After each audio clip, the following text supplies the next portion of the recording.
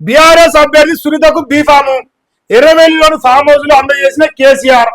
ఎన్నికల ఖర్చు కోసం 40 లక్షల చెక్ కూడా ఇచ్చాడు. అవునా? ఒక్క నిమిషం అదే. ఇంకో కేసీఆర్ నిన్న మరి ఒక బీఫామ్ ఇచ్చినట్టునే జూబ్లీహిల్స్ అభ్యర్థి మాగంటి సునీత గోపినాథ్ కు బీఆర్ఎస్ తరఫున బీ ఫార్మాన్ని పార్టీ అధినేత కేసీఆర్ అందజేసిండు.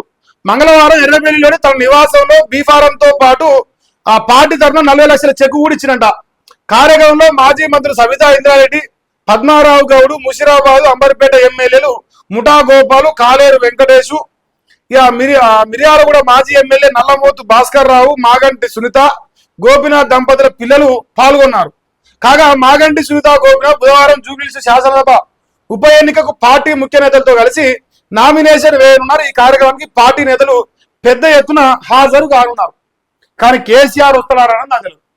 సో దాదాపుగా మరి ఇప్పుడు బుధవారం రోజు నామినేషన్ ఇస్తాట, 40 లక్షలు ఇచ్చట. ఇంకా 40 కోట్లు ఇస్తారు. అది వేరే విషయం. ముందలంగా 40 లక్షలు అంటారు, వెనకంగా 40 కోట్లు కూడా ఇస్తారు.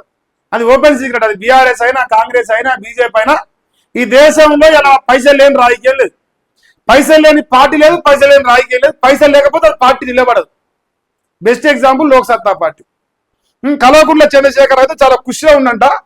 మరి ఇక గెలుస్తా అని ఒక ధీమాలు అయితే ఉన్నాడు. ముసలాయన స్ట్రాంగ్ అయిండు. ఇంతకుముందు లెక్క జర ఆరోగ్యం అటిటుండే జర, ఇప్పుడైతే జర బిర్ర అయిండు మనిషి కూడా. ఇక తాడోపీడ తేల్చుకుందాం రాబాయ్ అంటున్నాం.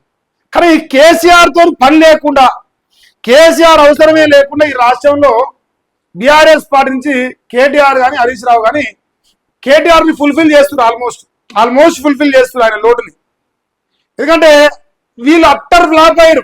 అసలు ఈ రాష్ట్రంలో ఈ పని జరుగుతుంది, ఈ పథకం వచ్చింది, ఈ అభివృద్ధి జరిగింది చెప్పడానికే లేదు.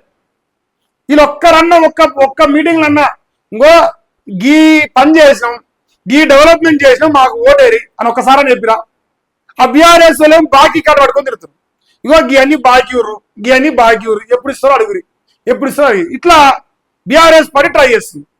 మరి మా రేవంత్ అన్న పాపం అరి కోసం పడతాడు. ఎట్లా ఏదుండ్రా, ఎట్లా గెలవాలరా. మరి నవీన్ కుమార్ యాదవ్ ఓ 2 రోజులు లేట్ చేస్తున్నట్టుంది. మరి బుధవారం శుక్రవారం కావచ్చు నామినేషన్ అయితే చేస్తారు అందరూ.